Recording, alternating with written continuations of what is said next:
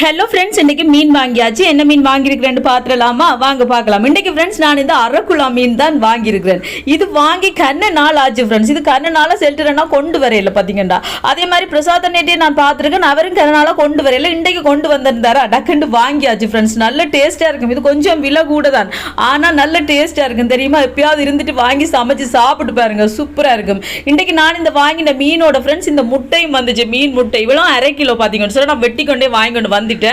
இந்த முட்டை நல்ல டேஸ்டா இருக்கு. நான் அப்படி 2 இருக்கா, நானும் மகனும் அட்டிப்பட்டு சாப்பிடுவோம். செம்ம டேஸ்டா இருக்கும் இந்த முட்டை. எனக்கு மீன் முட்டையில கறி வச்சாலும் நல்லா இருக்கும் ஃப்ரெண்ட்ஸ். மீன் குடல், அந்த பெரிய மீன்களோட குடல்கள் இருக்கும், அதெல்லாம் துப்புரவாக்கி தரணும். அதில் குழம்பு வச்சாலும் நல்லா தான் இருக்கும். ஒரு தடவை வாங்கி வைக்கணும். ஆனால் இன்றைக்கு இந்த அரக்குலா மீனில் தான் சூப்பராக குழம்பு வச்சு சாப்பிட போகிறோம். செம்ம டேஸ்டா இருக்கும். கண்டிப்பாக நீங்களும் கிடைச்சதுன்னா வாங்கி சாப்பிடுங்க, சரியா?